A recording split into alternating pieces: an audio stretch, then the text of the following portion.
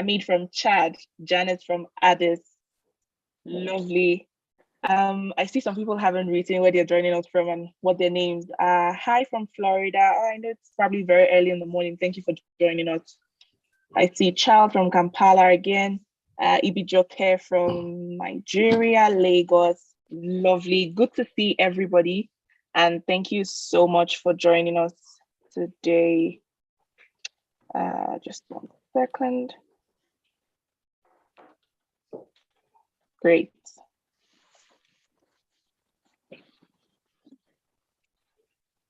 Okay, I think we are ready to start. I'll just be asking some of my colleagues to introduce themselves very briefly, and then we'll kick start. So from the AUC, I'm going to be asking my colleague Nadia to briefly introduce herself and then hand over to the next person, and then we start. Over to you, Nadia. Thank you very much, Precious. Before I start, can you kindly allow us to share our videos, please?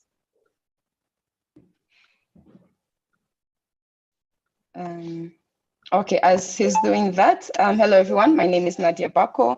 I am the lead of the Innovation Entrepreneurship Program at the African Union's Youth Division. And then I'll hand over to my colleague, Ivania, who's here with us. Okay, so Ivania is having some technical problems right now. Let me hand over to our team. Demola, over to you.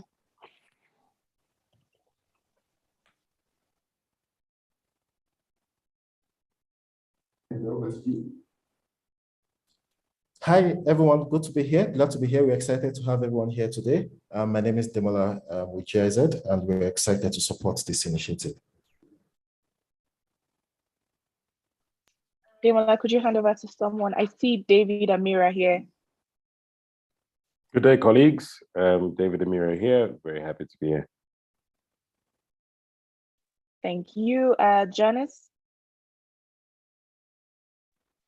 Hi, Precious. Hi, everybody on the call. My name is Janice Kumalo. I work at the AUC Youth Division, and I lead on engagement. I am unable to share my video, but I'm sure you'll see me later when I come in. Let me hand over to my colleague. I'm not sure if we have any more of our colleagues from Youth Division on the call. So back to you, Precious. Thank you very much. Thanks, Janice. I think I'll just let our colleagues from EPD. I see Leon on the call, just to say hello to everybody on the call. Yes, good morning, everyone. My name is Leon. I work for the European Partnership for Democracy, and I may have been in touch with most of you already. So looking forward to this event today. Great. Thank you so much, everyone. So that is it from the people here. I see Andrew here as well. You'll be getting to meet quite a number of us subsequently.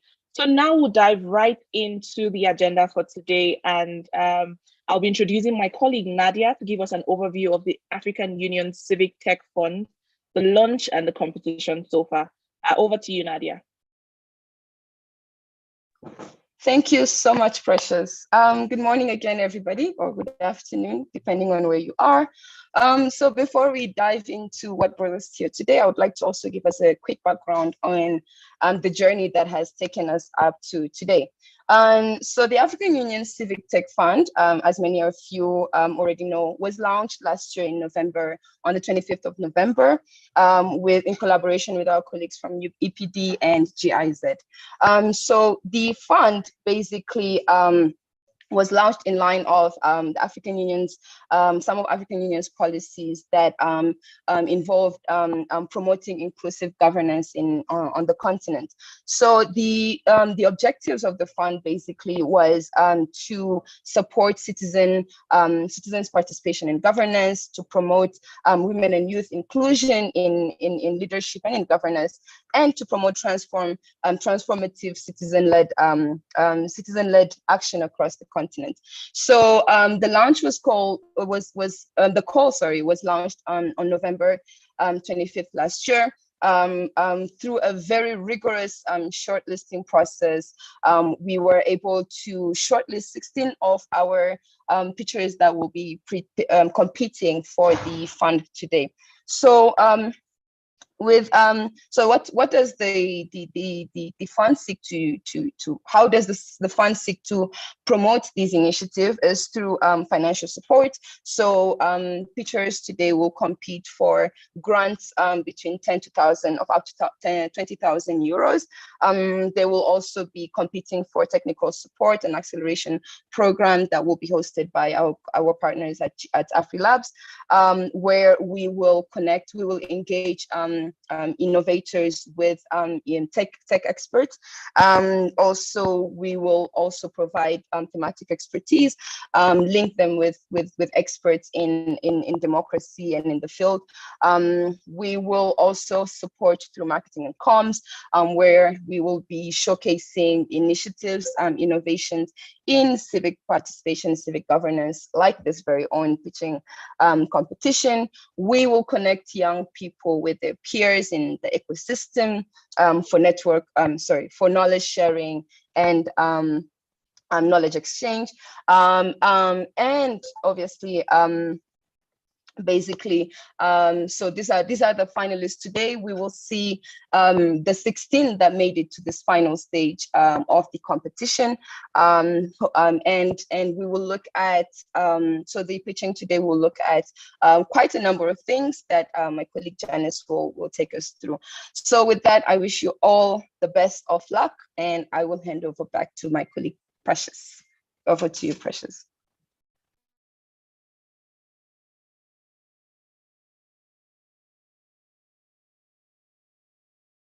Thank you very much, Nadia. Sorry, I was muted. That was quite explanatory what the Civic Tech Fund has done so far, how we've come up with the process, and how these 16 people have been selected. Now I'm going to be giving you a very brief overview of what the selection committee looks like. So the selection committee is the committee that will be selecting the final winners who will be receiving the fund, and they are comprised of voting members with expertise in civic tech ecosystem, with experience driving civic tech engagement on the continent. There's also going to be representatives from development partners that include at least one voting member from the African Union Commission. We also have representatives from GIZ and the European Partnership for Democracy as non-voting members. Now, my colleague Janice will take us through what the overview of the pitching and the voting process is going to look like, and we'll dive right into the process. Over to you, Janice. Thank you so much for that, Precious, and welcome everyone, the judges, the pitchers, the participants, and also the partners that are joining us today. So I would like to begin by giving us a very brief overview of the process of today's pitching, as well as the voting process. For today's events, it will be organized in 2 sessions. So we are currently in the first session right now, which started at 11 o'clock, which is going to be running up until 1 p.m. East African time, during which we are going to have 8 of the applicants who will present their different initiatives. The second session will then happen from 2 to 4 p.m. EAT, during which the remaining 8 applicants will do their presentation. So that means we will have 1 hour break in between the 2 sessions. The presentations will be made here in the plenary room. Each pitcher will have exactly 2 minutes to present their different initiatives. The committee will then have 5 minutes to request further clarifications if need be, following their presentations. Now, we also advise you, all of the presenters who are giving us their initiatives, to speak very clearly and concisely, and to use their video option if that is possible. Now, the committee members who have been provided with a scoring sheet in which they can take down their different notes and scores for each of the proposals. We have introduced the judges already. I think Precious has given us a little bit of an idea of who is in the room, and this is what they will be judging you on. So there are 3 areas of focus here. So number 1 is relevance. How relevant is your proposal to the different priorities for the core? Does it aim to solve the problems of citizen participation in at least one of some of the different areas? Number 2 is technical viability and cost effectiveness. And then number 3, we have added value and impact and sustainability. Following the event, the committee members will submit their scoring sheets and the scores will be calculated and a final ranking will be compiled. Now, the selection of the 10 selected winners, we have 10 winners who are going to be the outcome of this conversation, will be announced in a press release. The management team will then engage with each of these applicants in view of setting up their different contracts. That is all I have for you now to look at the overview of the voting and the pitching session. Now back to you, Precious, to take us through to the pitching. Very much, Janice. I see 2 hands up. I don't know if those are questions. If these are questions, please could you drop it in the chat box and we'll address them. But can I just go around the room and see if what Janice has said is clear? So we have 2 minutes for pitch, 5 minutes for the judges. For those who are pitching, if you could please give me a thumbs up to say, yes, I understood, and we can start. I'll just wait for 30 seconds. If I do not see any hands, I'll assume we did not understand. I'm looking to see well understood. I see Alexa saying understood. Very well. Understood for equality. Okay. Just waiting for a couple more people. Very well understood. Okay, that's fine. So I think Janice was really clear about what the pitching session today would look like. Very well. So I think now we can start. Like just be the first 8 people. So this is officially me saying all the best to those of you pitching for the first round, and I think we're good to go. So would advise if you could please turn on your camera when you're called upon to pitch. Well, just so it's interactive, at least you can see me. The judges can also see you, and then we'll begin. So first off is Afro Leadership. Afro Leadership is from Cameroon, from Central Africa. And can I just say there is interpretation available? So if you please, I think Afro Leadership will probably be speaking in French or English, I'm not sure, but I think the judges can also enable interpretation just to hear when the pitching starts. So your time starts now, Afro Leadership. Okay, thank you. So do I go with French or English? Whatever you're comfortable with. And please, I think your volume is really low. If you could please speak up a bit. Thank you. So are you getting me now? Okay. Yes. So thank you. Bonjour. Notre proposition vise à mettre en place pour les 7 communes de Yaoundé une plateforme de participation citoyenne appuyée sur le code open source Decidim. Cette plateforme de participation, c'est la suite du projet Cameroun Open Participatory Budget que nous avons mis en place l'année dernière avec le financement de l'agence de l'ambassade de France.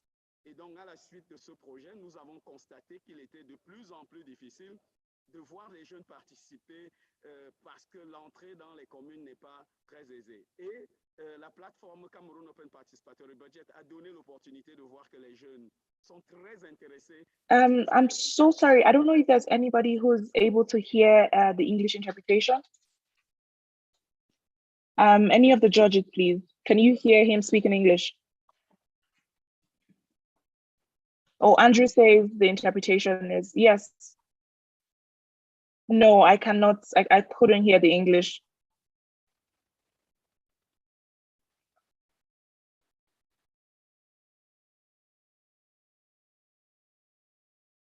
Okay, that's fine. I think we can try again. So Afro Leadership, could you just say something in French and let's test if the interpretation is working, please? Sincere apologies. OK. Notre projet est basé sur la mise en place d'une plateforme de participation citoyenne appelée Decidim. Should I move on? OK, thank you. Notre plateforme, notre projet vise à mettre en place pour les 7 communes d'arrondissement de la ville de Yaoundé une plateforme de participation citoyenne appelée Decidim. C'est la suite du projet Cameroun Open Participatory Budget que nous avons mis en place au Cameroun avec le financement de l'ambassade de France. Et cette plateforme permettra d'activer la collaboration entre les collectivités territoriales et la jeunesse de la ville de Yaoundé. nous avons déjà organisé ces jeunes en comité de quartier et comité d'arrondissement. La plateforme permettra de capter les éléments de cette concertation qui existe déjà entre les collectivités et les populations. L'idée avec la plateforme des CIDIM, c'est de construire une plateforme avec l'association des CIDIM. La plateforme permettra de suivre tous les projets de la communauté urbaine de Yaoundé, et aussi la plateforme permettra d'étendre la technologie de participation citoyenne aux autres communes qui entourent la ville de Yaoundé. Donc, en termes de durabilité, notre plateforme qui a déjà été construite, qui existe par le fait que c'est techniquement disponible, notre plateforme a déjà des exemples que nous allons réutiliser pour le déploiement dans les autres collectivités du Cameroun. Et au Cameroun, nous avons l'encouragement de l'État qui a construit la digitalisation de la participation citoyenne dans le Code général des collectivités territoriales et dans la stratégie nationale de développement 2030 qui oblige les communes et les collectivités territoriales à utiliser les outils digitaux pour amplifier et encourager la participation. Thank you very much. Thank you so much. Your 30 seconds is unfortunately up. I will now be handing over to the judges to take us through the round of questions. Over to you, judges.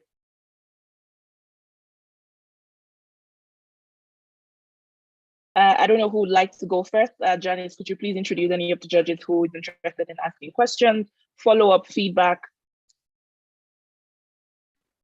Hi, Precious, and thank you so much, Afro Leadership, for that presentation. Let me just see if any of the judges have any feedback. They could just unmute their mics and come in. If not, then we can assume that we've all understood and don't need further clarification and move on.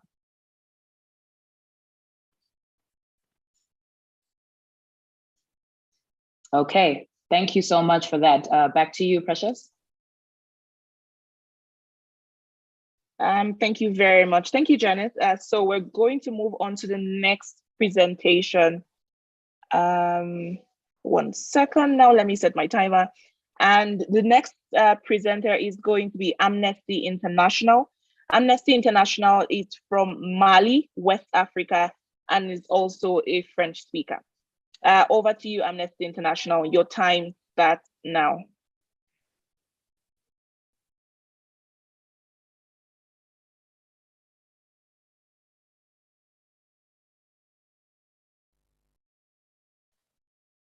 Is it me or I cannot hear anyone from Amnesty saying anything?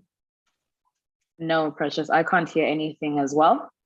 Okay, I think we'll move on to the next presenter. Maybe Amnesty International is having some technical issues. The next to present is Chad Innovation. Chad Innovation. Bonjour.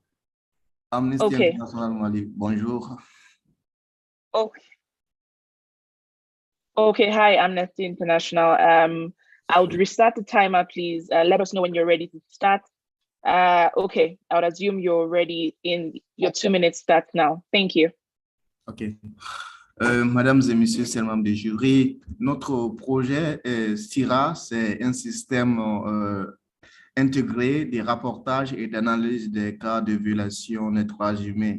Comme vous le savez, au Mali, la démocratie malienne vite à plusieurs problèmes et cela est dû à l'impunité des violations des droits humains, de la liberté d'expression, des crimes économiques. Il fallait aujourd'hui, dans le contexte malien, dans un contexte de crise, pour faire le monitoring et rappeler l'État dans sa responsabilité, promouvoir la participation démocratique dans notre pays. Il fallait mettre un système pareil pour nous, les organisations de la société civile, afin vraiment d'appuyer nos actions de renforcement des capacités, mais aussi de plaidoyer collectifs avec plusieurs organisations. Donc, c'est dans ce cadre que nous avons conçu cette plateforme qui nous permet maintenant de faire le monitoring des violations des droits humains et on produit des rapports sur la situation globale des droits humains et faire des actions de plaidoyer. Donc, notre projet vise à contribuer au renforcement de la société civile malienne démocratique et inclusive dans laquelle vraiment tous les citoyens s'épanouissent en jouissant des libertés fondamentales. Donc, nos cibles principales sont d'abord les détenteurs de droits, qui sont les femmes, les enfants, les victimes de violations des droits humains, qui sont généralement exclus, et les défenseurs des droits humains, qui sont aussi vraiment des acteurs clés pour une démocratie participative et inclusive. Et nous visons aussi les organisations de la société civile et les journalistes, notamment la radio, les télévisions, la presse en ligne, des avocats, qui chacun dans ses fonctions peut contribuer donc à la promotion d'une démocratie donc qui est déjà en émergence. Thank you Alors, very much, nous avons Amnesty International. Thank you so much. That was exactly 2 minutes. I will just go around the judges again to see if there are any questions. So I know Kayode is on the call. Janice, would you also want to go around? I see Ademola's hand up, please. Come in, Ademola. Thanks, Precious. I would just be curious to find out, given the context in Mali, if there are plans to engage with government structures within the context of their project. Thank you very much, Ademola. And I think that question is directed to Amnesty International. Your time starts now.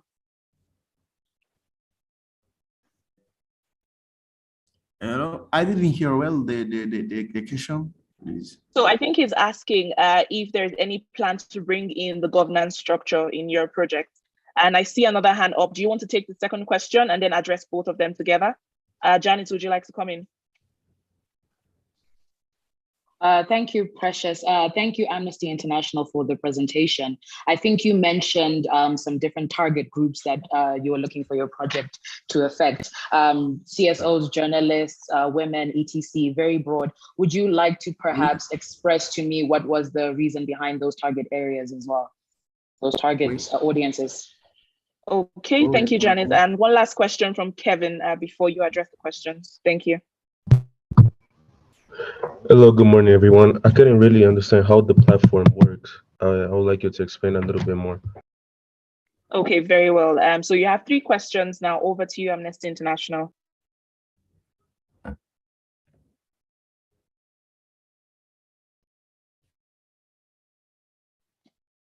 I can't hear you, Amnesty. Okay, yeah, I can hear you now.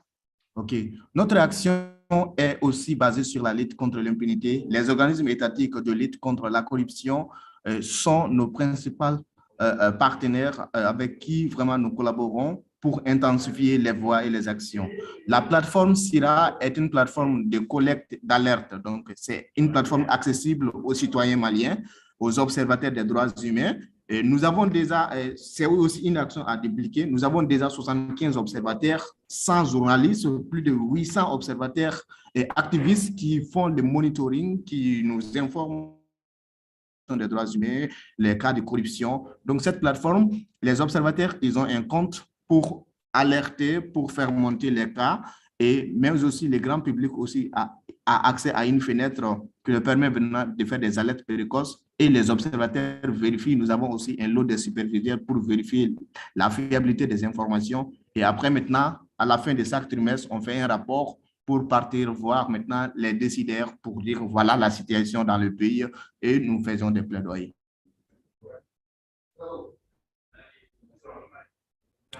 Thank you very much, Amnesty International from Mali. Janice, I see your hand up. Is that a follow-up question or is that an old hand? Old hand. Thank you very much, Janice. And thank you very much, Amnesty International. You were right on time with answering your questions. So we're going to move to the next pitch, and that's going to be from Chad Innovation. Chad Innovation is from Chad, and Chad is in Central Africa. I don't know if you'll be comfortable speaking in either French or English, but over to you, Chad. Thank you so much. My name is Hamid Khayar. I am a computer engineer, coordinator of the Chad Digital Transition. I'm the founder of Chad Innovation. It's a non-profit association, a technology hub, an incubator, and a co-working space. You know, Chad right now is in transition, and the next national dialogue must be inclusive. This is why we are proposing the creation of a personalized, evolving web platform that allow young people to participate virtually into the dialogue for any position and true relay facilitator connected in all provinces of Chad. So the main objective are to popularize the themes of the national dialogues in a clear and readable way for young people. And the second objective is to enable citizen participation in the national dialogue, and in particular young people via digital technology. And the third one will be to contribute to a democratic culture via digital technology by encouraging the participation of young people in the digital forum. And the last one is to contribute for the creation of an evolving decision-making tools, like, and be in line with the government vision of building the Chad we want to see by 2030. It's a scalable web-based platform used by citizens and administrators to manage all the topic. People can connect, verify it, and have their opinion on the theme of the national dialogue or create their own subject. We're gonna utilize the iterative and incremental approach. We will be use the PHP framework very much. and the Thank you so MySQL much. technology. And we The need time is designer. up. Can you hear me, or is it okay? Thank you very much. That was exactly 2 minutes for your presentation. I see some hands up at the moment. Taye, could you ask your question? I see Kayode and then Demola. Over to you, Taye. Thank you very much. So I have 2 questions. One, this is still an idea, right? And 2, so if I'm a youth in Chad, if I want to engage during this transition period, and I want to express interest in a particular post or at the local, regional, or federal level, how does the platform allow me do that? If the platform is in development, it's still an idea stage. Yeah, that's my question.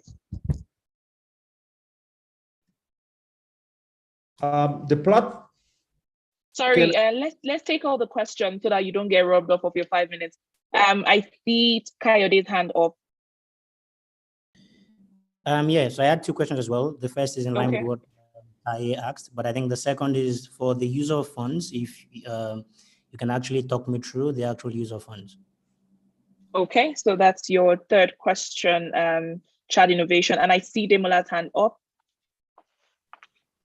Yes, thanks. I've got 2 questions as well. The first, again, in line with Taye's point around, is this new, or have you done things around engaging young people previously? And then the second one is, you speak about the national dialogue that's currently ongoing. What is the link between this? You placed around this, but I'll be curious to hear more around the link between this and the process for the government has set up for national dialogue. Thank you. Thank you, Demola. And lastly, Janice. Oh, I see Janice's hand is down. I think question has been asked already. Is that correct, Janice? Yes, Precious, please go ahead. Very well. So Chad Innovation, you have 5 minutes to attend to all the questions. Your time starts now.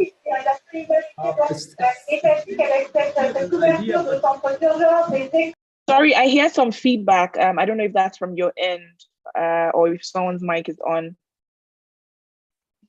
Like, yeah, okay. It's not an idea. Like, we work on a digital platform with the technical support of FHI 360 Degrees, an American NGO, with the funding of the US Ed. And we work on a platform that will send a message of peace and union for the transition after the late president died in the world. So basically the idea is to evolve from just a message of peace and union to a place that will collect idea and also to democratize the dialogue. The dialogue will be in maybe one big room, maybe 3,000 people. But through digital, we can have a lot of people connected and engaged. So the idea is to move from this a peace and union platform to a civic, like really civic tech that will vulgarize or democratize the the national dialogue. How to engage, like people can connect, it's a dashboard, it's a normal dashboard. People can connect, verify their name through an email, and then they can enjoy, like we have a partnership with the dialogue ministry. So we're gonna put all the thematic, all the team into the platform. So people can engage with this thematic, or they have also an option, they can create their own thematic. So yeah, this is what we are working for, and we work already with the Ministry of Dialogue, with a lot of like civil society organization.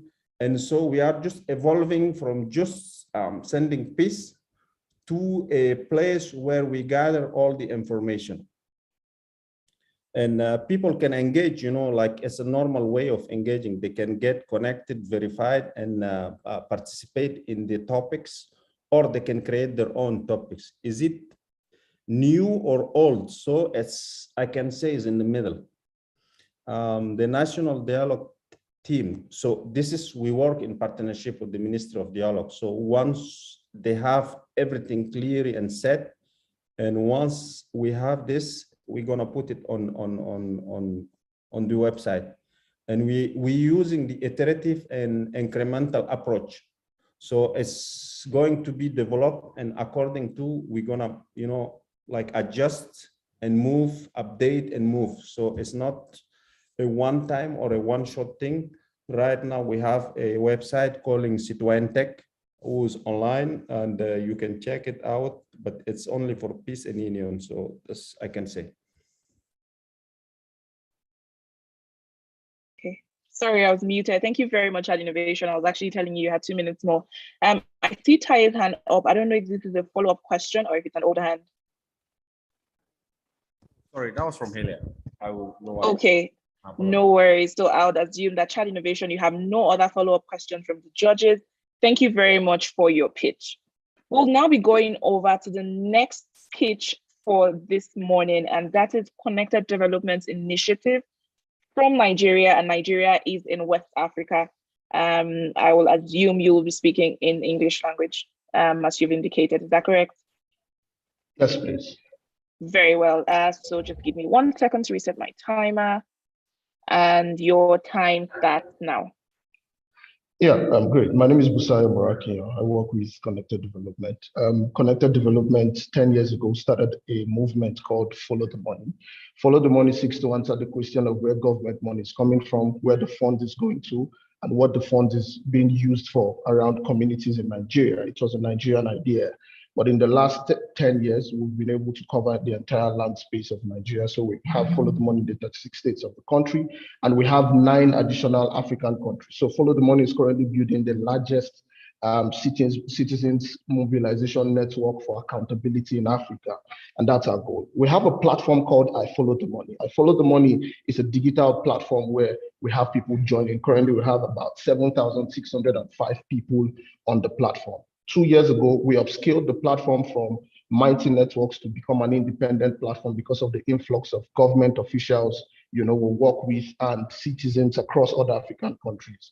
Now, what we're requesting for is funds to upscale that platform to be able to, for us to be able to have the platform work in the 9 other African countries we've expanded to. In the next 5 years, we're seeing the target of being in the 54 African countries. And for us, it's easier for us to be able to use a platform, you know, to create all of these ideas from young people, for them to be able to hold their government to account. Thank you very much.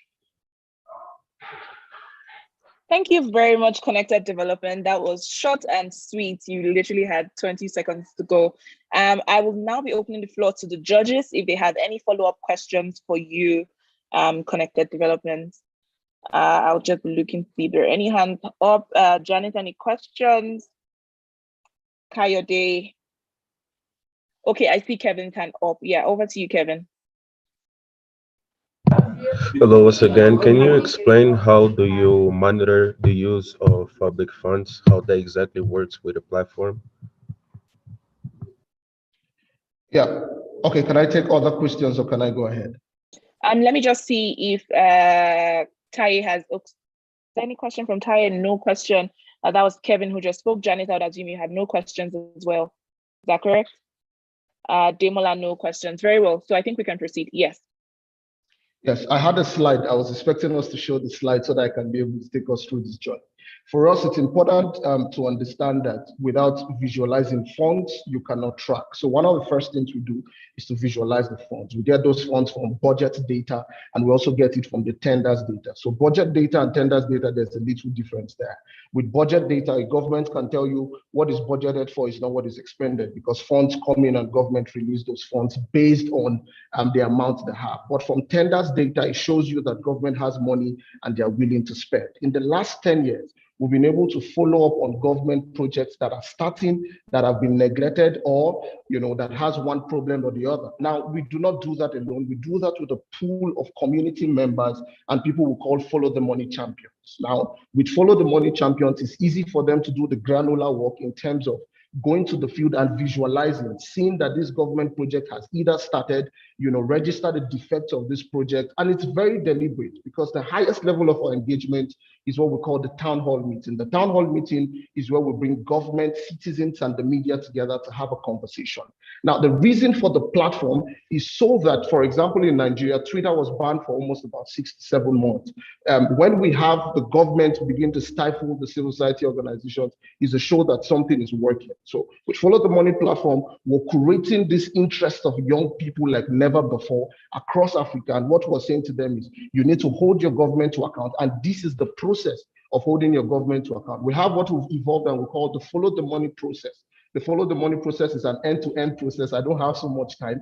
I would have described that end-to-end process for us, where citizens are able to, with that process, hold their government to account. And we've been able to track over $500 million of projects in Nigeria alone. You actually still have little more time. So I see Tai has a question for you. Does Follow the Money track quality of work? If you want to address this, you have 2 minutes, 15 seconds to go. Yeah, so for us, the quality of work is very important. That's one of the most important things we do. We want to see if the contractors that get these projects are able to utilize exactly what is on what is called the bill of quantities. And that's why we track from the tenders. The reason is because with the tenders, you can be able to have the bill of quantities. Now you step down the knowledge to communities. Now communities are able to use that bill of quantities to ensure that what government is doing fits according to the specification. Now that has been able to save government money. That has been able to ensure that those projects that government are doing are durable. Now with this in mind, other people from across Africa, are requesting for, us to have Follow the Money in their countries. And that's why we currently have 9. Like I said, in the next 5 years, we're going to be in the 54 African countries. And that's why we need to upscale, I Follow the Money platform to fit into the languages of those people, who are coming on board. So that it's not just Nigerians or English, that is being used on the platform, but other languages, so that it's easy for us to build that movement we're trying to build as the largest social accountability network in Africa. Thank you very much, Code Initiative. Very well said. I see that there are no hands from the judges, so I would assume that is the very last question, and you did keep the time. I see a question in the chat box. You would address that in the chat box if you would love to answer that, because I don't think that's from any of the judges. But very well done. Sincere apologies, but please, for other presenters, if you want to share your screen, kindly stop me before I start the timer. And then you can share your screen if you want to. It's 2 minutes. If that's what you want to spend your 2 minutes with, that is absolutely fine by us. I will be going over to the next presenter, and the next person presenting is representative from Elect Hard Development Initiative. Elect Hard Development Initiative is from Nigeria. Nigeria is in West Africa, and specified language of pitch is English language. Over to you, Elect Hard. Can I confirm if you would love to share your screen before I start the timer? No, I won't be sharing my screen at this time. I think I'll just go through the presentation. Very well then. So your time starts now. Great. Thank you very much, and good morning, everyone. My name is Ibijoke Faborade, and I am the founder and the CEO of Elector, and I have some of my other colleagues here with me today. The problem that we seek to solve with our platform is obviously citizen apathy when it comes to policy engagement and governance issues across Africa, and also, promoting inclusivity when it comes to also relating on those issues as well. Our solution is called Decide to Run. It's an existing solution that we actually created on our page, and we created a registration database. At the moment, we have about 700 members, and this is not, we're not too intentional about it. So imagine when we create an independent platform that can actually bring women together to discuss different issues, policy issues, collaborate together. We don't have anything on the scale at the moment across Africa. And our goal is, if we have a citizen-led, a community-led digital infrastructure that can bring women together across different geographies, across different countries, to then contribute to good governance, this could be very pivotal to actually shaping the democracy of Africa. What we're trying to do at the moment is to create an ecosystem, a community where we're starting from Nigeria, so women can just discuss on different issues, but those women are their niche community. It's for women that are aspiring to run for office at some point in their lifetime, whether you know it now or later. And the goal is to aggregate them. Our goal is to become the largest independent network, getting together women that are aspiring to run for office either now or later across Africa. And so at the end of the year, we want to have 2,000 members, and hopefully 1 year down the line, we can have 10,000 members across Africa. Now, this could drive engagement across different geographies. These people could form lobby groups. They could have access to learning and engagement opportunities. They could have access to just opportunities across Africa, but then they could also become the biggest recruitment network for the continent, where government is actually recruiting women that are competent to run for elective and also become appointees. Thank you very much, Elect Hab. That is exactly 2 minutes of your time. That was really lovely. I see one hand up. Demola, would you like to go for the first round of questions? Yes, thanks, Precious, and thanks for that presentation. Just a quick question around traction. It would be interesting to find out how well you've done over the past, since founding at least. Sorry, Demola, we could just get you. So how well we've done as an organization? Yes, especially for this point around the community, I think you're pitching the community. So it'll be interesting to find out how well you've done within the community. Thank you very well. So just before you address that, I see another judge's hand up. Okay, Janice. Hi, thank you so much, Precious. I think I wanted some added clarity. I think you mentioned that the structure of the platform focuses on bringing these women together into this space, conversations, and also looking to eventually have recruitment as well. Could you kind of give me, just in one sentence, the niche focus area of the platform? Thank you, Janice. And I think we have Coyote's hand up. Janice, if you could drop your hand, please, so we're not confused. It's another question. Coyote, yes? Thanks. Yeah, so in line with Janice's question as well, I think my first question is also, what is the key outcome that you seek with the platform? One key outcome that you really seek with the platform. And the second thing is, what is the use of funds as well? What do you plan to use the funds for? Very well. So I see that those are the only hands we have from the judges. So you have 5 minutes to answer those questions. Your time starts now. Great, thank you very much for that. So I'll first address Demola's question, which is how well have we done as a community? So Electa is an organization of about 2 years old, and in 2 years we've been able to raise about $4 million in funding, including partners like the European Union. Now, Decide to Run community was created out of a demand or a need. As an organization, we had people coming to meet us. If I want to run, where do I get information? What do I do? And this was not just across Nigeria. This was actually a genuine need. And so we thought, look, we don't have an ecosystem at the moment bringing women together. Women are literally running in silos. This is from field knowledge, where women in politics is essentially new, you understand? And so most of them don't have a support infrastructure. What we aim to build is a support infrastructure for women that are aspiring to run for office. Now, you don't have to start preparing when you decide. You can essentially start preparing yourself for the next 20 years when you want to run for office. So it's supposed to be an ecosystem that is growing women, that is aligned for information and collaboration. At the moment, what we've done, Demola, to answer your question specifically, is on our website, we just created, Decide to Run. So do you want to run for office now? You can fill the form on the database, or you can actually ask a woman to run. And what we've seen from that is 700 women have actually decided to run over the past 1 year. And this is growing at a very interesting rate as well. And for us, is building an independent infrastructure to actually foster this conversation and a safe space.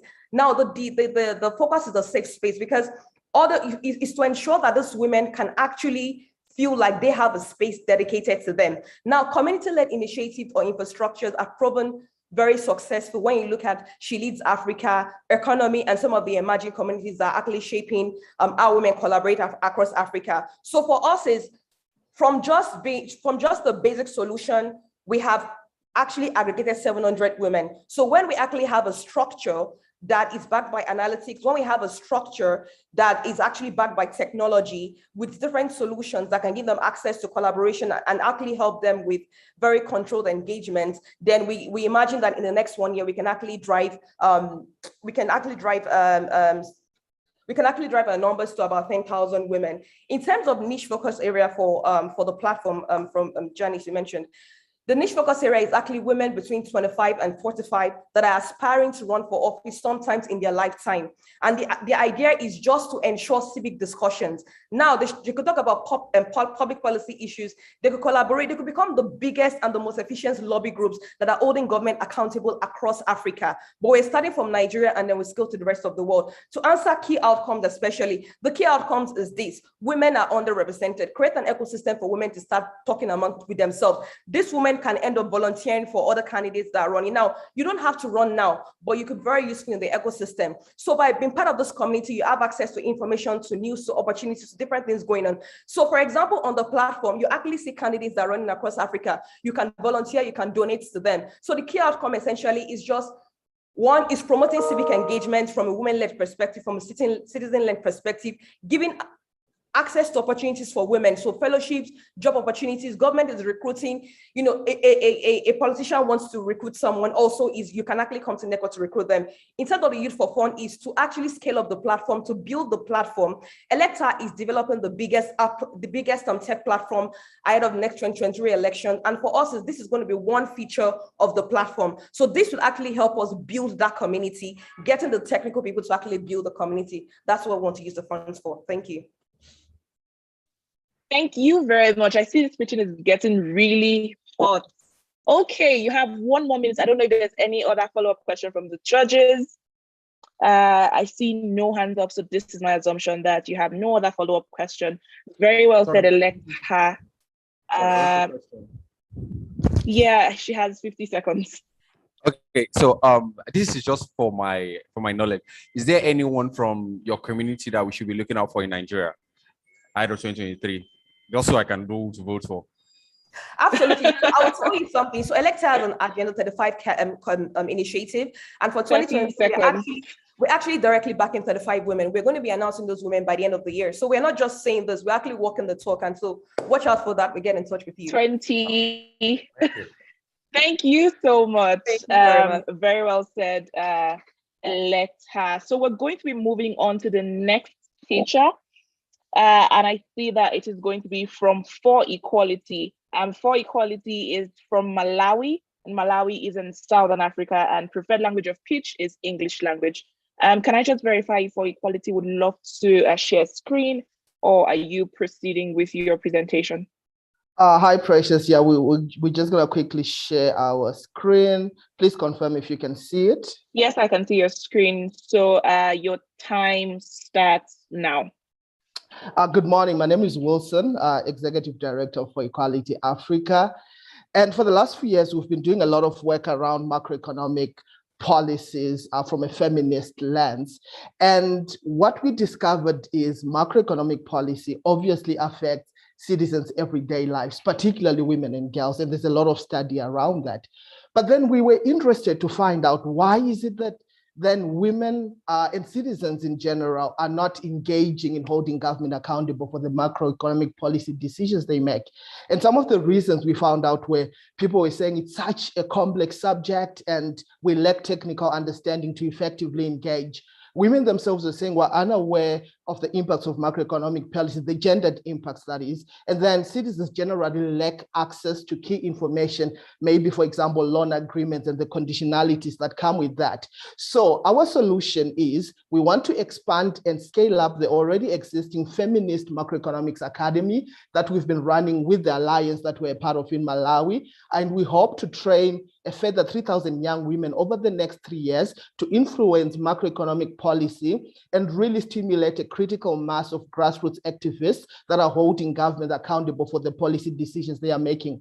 And we'll do this in 3 ways. We already have an existing website, but we want to scale it up and include translation of key information to local languages, have more video explainers of key concepts, infographics, fact sheets, webinars, podcasts, so a one-stop shop for everything you need to know about macroeconomics. Also, a tracking and reporting mechanism, so via WhatsApp chatbot, USSD platform, and through the website as well, where citizens can measure public service delivery. And lastly, leverage more on our community partnerships by activating our 300 plus current academy alumni to champion work in the communities and work with the partner organizations across Malawi. So this is how we're going to Thank you very achieve much. Okay, I think you heard my alarm go off. That was exactly 2 minutes. Very well said for equality. I'm just looking at the participants list to see if the judges have any question for you. Yes, I see Taye's hand up. Taye, then Janice. Hi. So my question is, please correct me if I'm wrong. It seems the target demography are women that are educated and can use the technological devices that connects them to this service. So my question is, how does that filter down to women in this community that, in this sense, you want to qualify as sort of marginalized? Do you have, like, how does this filter down to them? Thank you.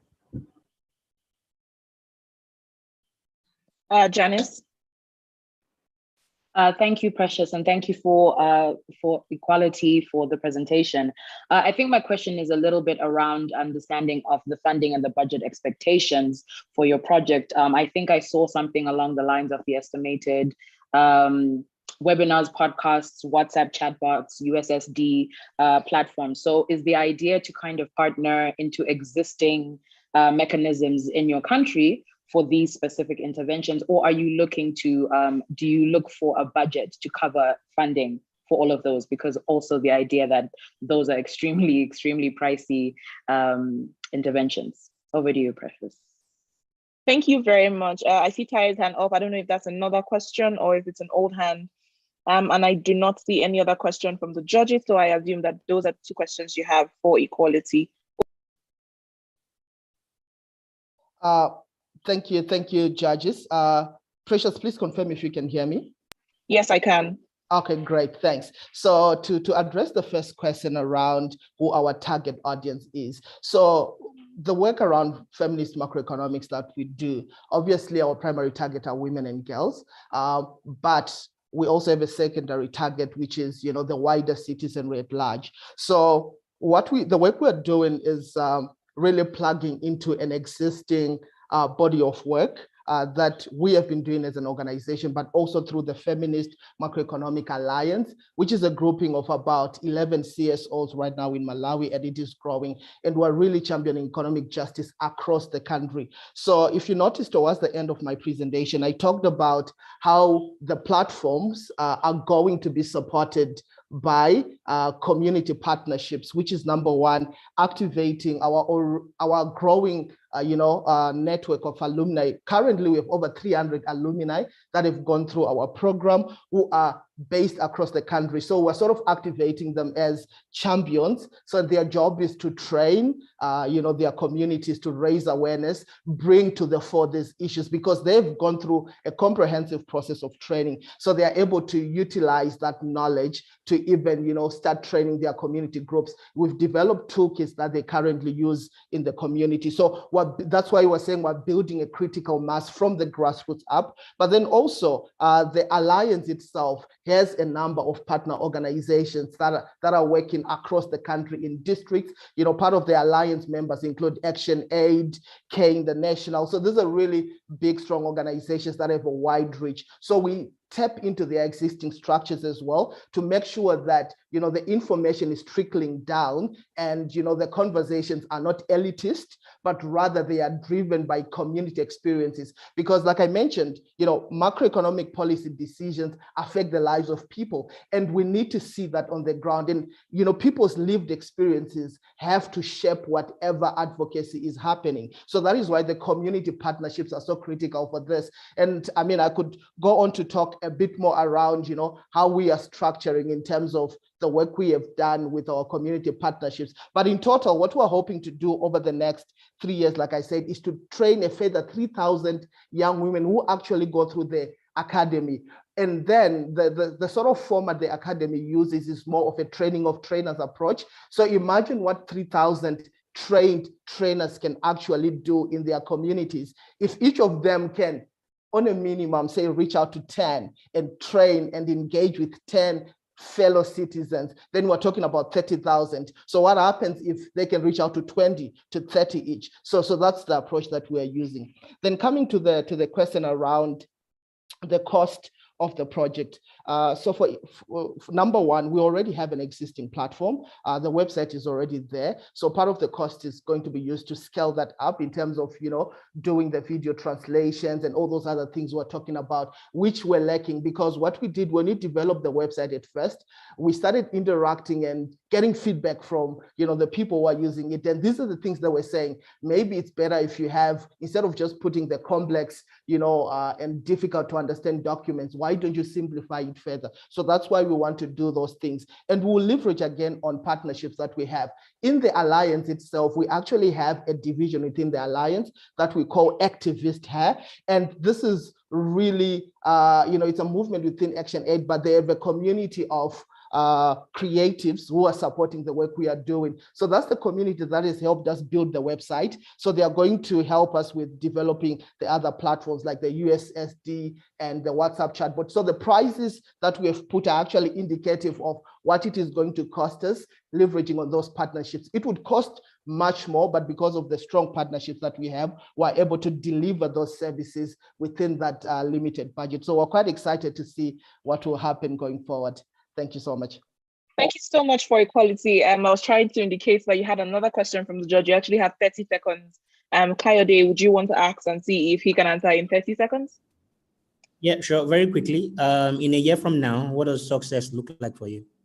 Okay, 20 seconds to go. Success for us looks like we have a massive movement of citizens from the grassroots who are holding government accountable and demanding better public service delivery and saying no to increased debt and, you know, all those macroeconomic policies that are affecting them. So it's really engagement from the community that we hope to see. Yeah. Thank you so much. Time is up. Sorry, I was muted. Thank you very much for equality for that presentation, and thank you to the judges for those follow-up questions. Okay, is this, do I see a hand from, okay, no, that's Kaide, please, if you could put your hand down, sorry, thank you. So we'll be going over to the next presenter, and it's going to be Justice Code Foundation. Justice Code Foundation is from Zimbabwe. Zimbabwe is from Southern Africa, and preferred language of teach is English language. Can I confirm if they are here? Justice Code Foundation. Hello. Thank you very much. Can I confirm if you would like to share your screen for your presentation? Definitely. Okay, let me know when you share your screen and your 2 minutes will start to count. Is it clear? Okay, so we can see your screen, your 2 minutes start. Sorry, Precious. Sorry, Precious. I don't know if it's just me, but I'm not necessarily able to hear them clearly. There's feedback.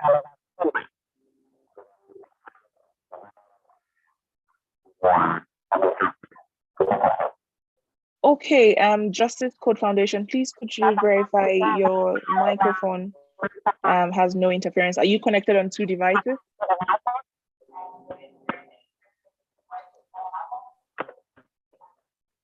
Let me try. I was using headphones. Let me try earphones. Okay, And we'll give you 30 seconds to sort that out. If you're unable to, maybe we'll go to the next presenter and then come back to you.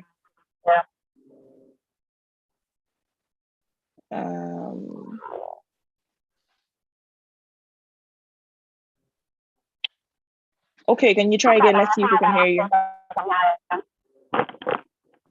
No. Hello? Janice, is this any better from your end? No, I don't think so.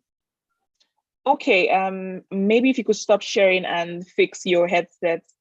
Please ensure you're not connected on two devices. Even if you are, make sure the other device is far from the one you're using to present, and ensure that there is no, well, two mics are not on at the same time. So while you're sorting that out, we'll go to the next presenter, and the next presenter is Legal Wallet Limited. This is from Malawi, Southern Africa, and preferred language of pitch is English language. Do we have Legal Wallet Limited here today? Yes, yeah, I am. Very well. Can I confirm if you would love to share your screen? No. Okay, then I'll give just me present. 2 seconds. Very well. So your 2 minutes starts now. All right. My name is Alfred Andrew Kankuzi. I'm the founder and CEO of Legal Wallet. I have a background in software engineering. Legal Wallet was founded to promote participatory and inclusive governance among Malawians. In 2019, during the tripartite elections, that's when we started working on different civic tech. We developed Empower application, which allows users to track campaign promises for the elected leaders.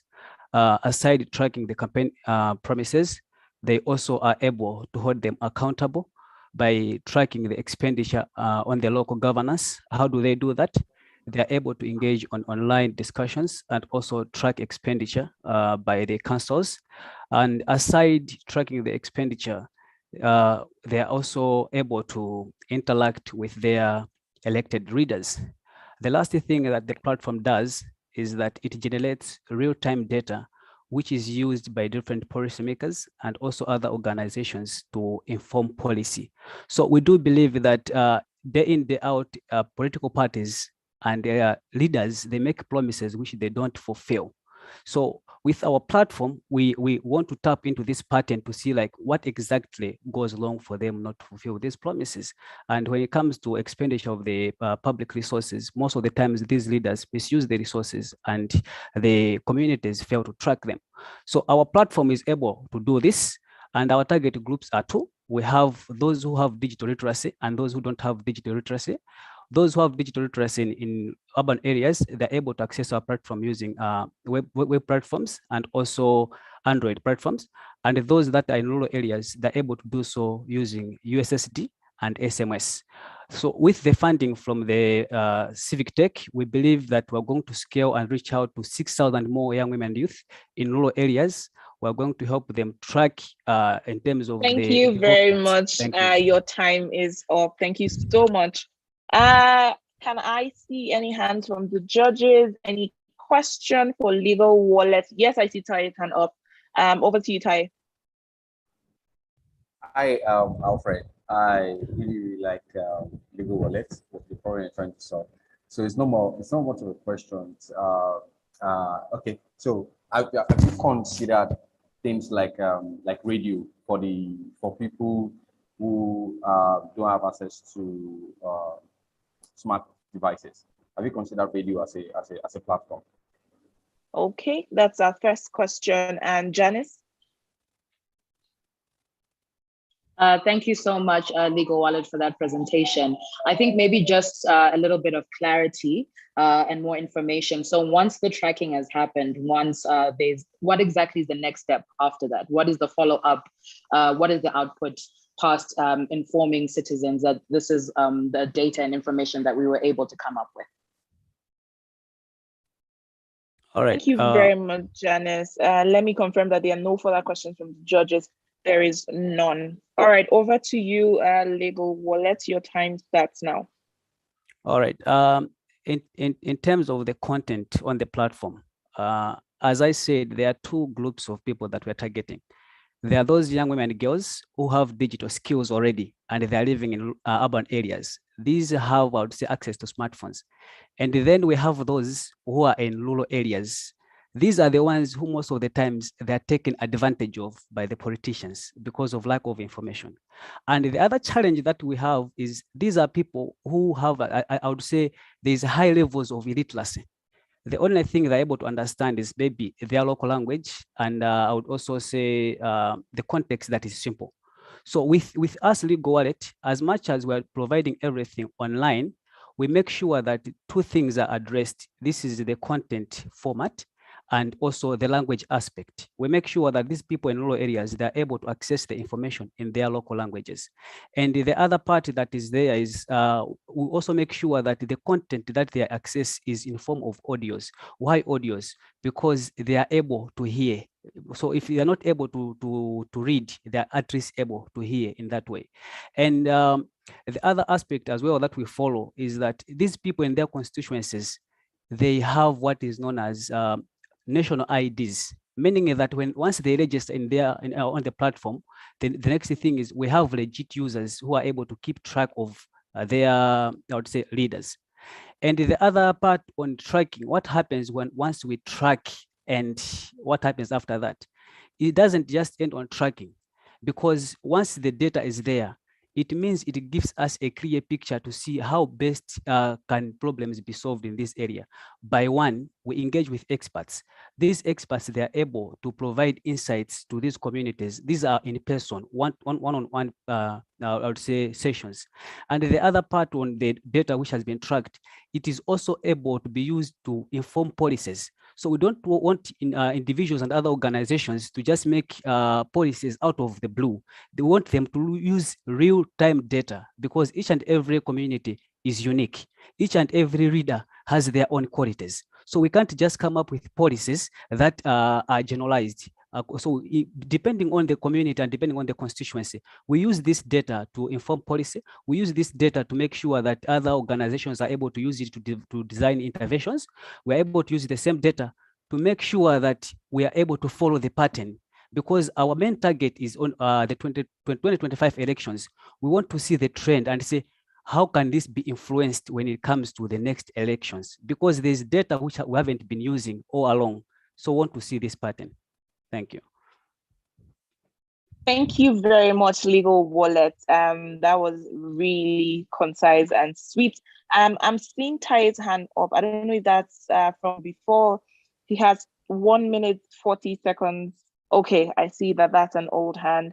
Very well, so I would like to assume that there is no follow-up question from the judges for you, Legal Wallet. Thank you so much for your time and well done on presenting.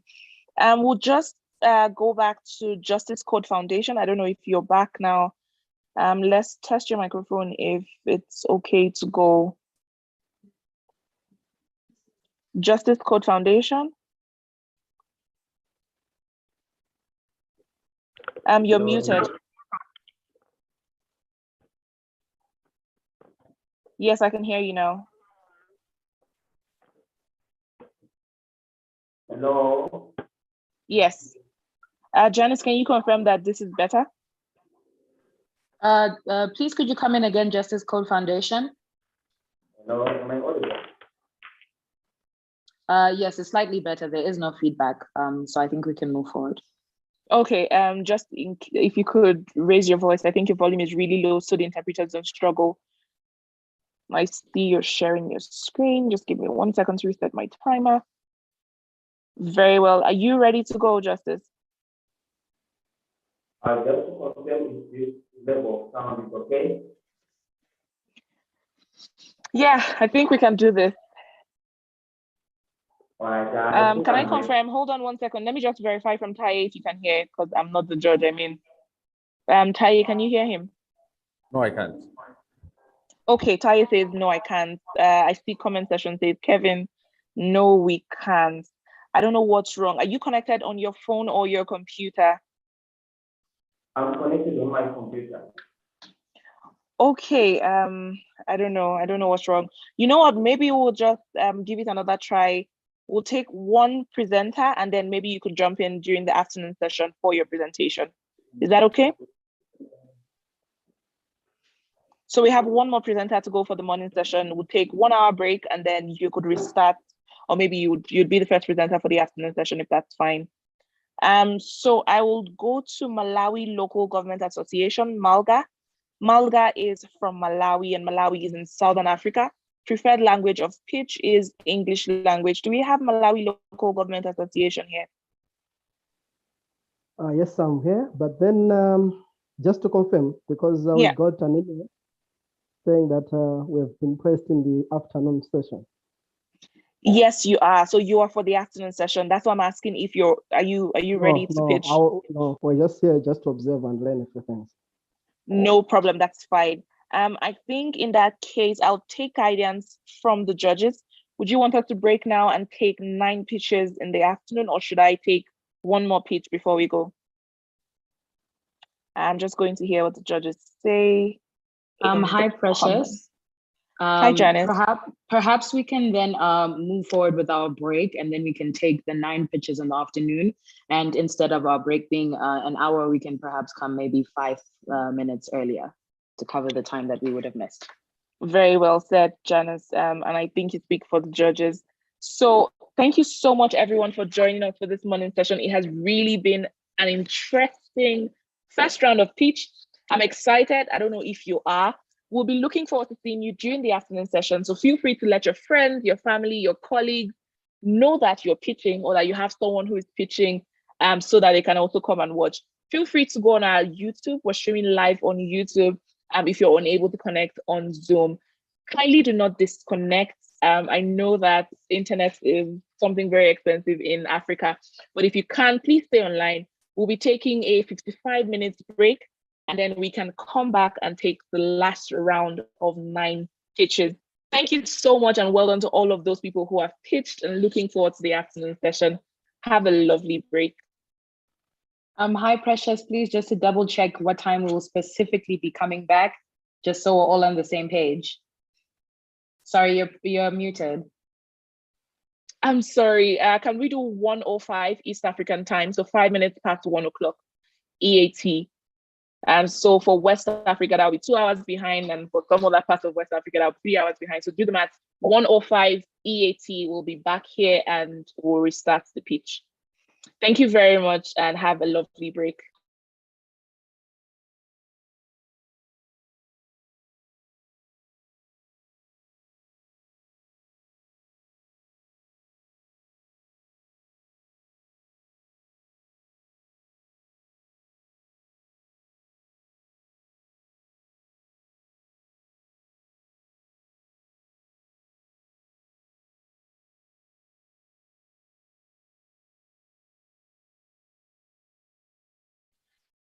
Sincere apologies, colleagues. I'm just looking at the agenda now, and it says we should ideally be back for 2 o'clock. And I think this time was communicated to those who are pitching. So can I confirm that we're okay to come back for 2 o'clock? Just so we don't miss anybody else, because I think this has already been communicated prior to now.